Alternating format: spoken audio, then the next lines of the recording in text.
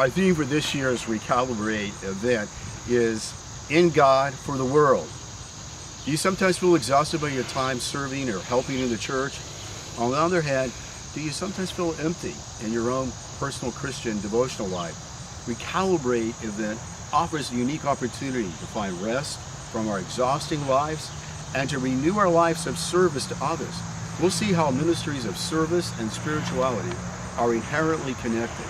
The spiritual practices enable God to work within us and transform us, changing us into the likeness of Christ. They are not used merely to serve ourselves. The fruit of spiritual practices is seen in the active life of serving others and is done for Christ's love rather than for our own selfish benefits. In our mission involvement, we worship Christ by caring for those in need and by establishing communities of justice. We embrace the union of active community involvement and active spiritual practices because together they can energize our serving others while simultaneously transforming our hearts and renewing our actions. Mission activity alone can leave us exhausted. Without a spiritual base, our selfish motives tend to drive us and drain us of energy.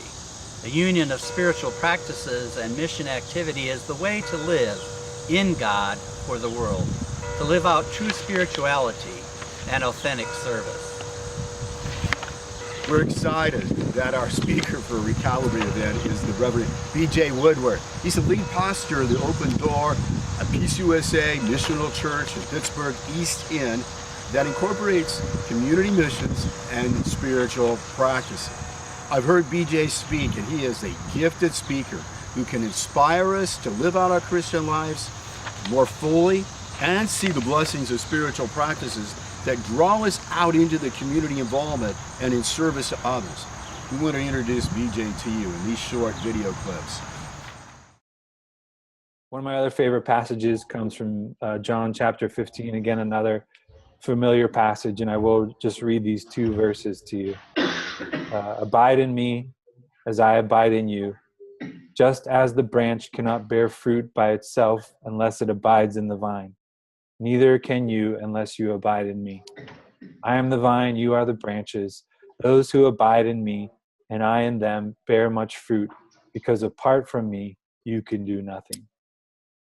The message here really doesn't need to be expounded upon, that if Jesus is the vine and we are the branches, if your church is one of the branches that abides in the vine of Jesus, and you're called to bear fruit in your city, in your neighborhood, the only way in which you bear fruit is by abiding. Now let me ask you a question that I do want you to respond to. How does a branch abide in the vine? What does a branch do to abide in the vine? I hope you're stumped. A branch does nothing, right? Right, does nothing. It simply exists.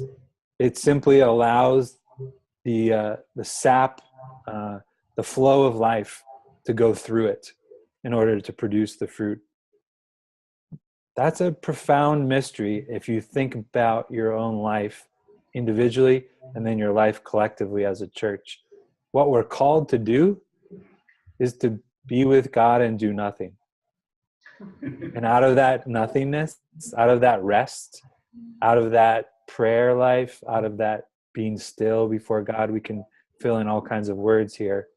Amazing fruit comes.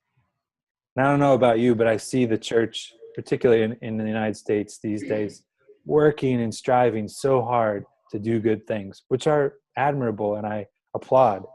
But I wonder sometimes if the Lord is just saying to us, all I asked you to do was abide, remain, be with me. And when you do that, amazing, beautiful fruit will come from that. Do you desire to find a way for spiritual rest and to find the spiritual energy to serve others? Are you looking for new ways to live out your faith? Come experience with us Recalibrate on August 18th and 19th and discover how to live in God for the world.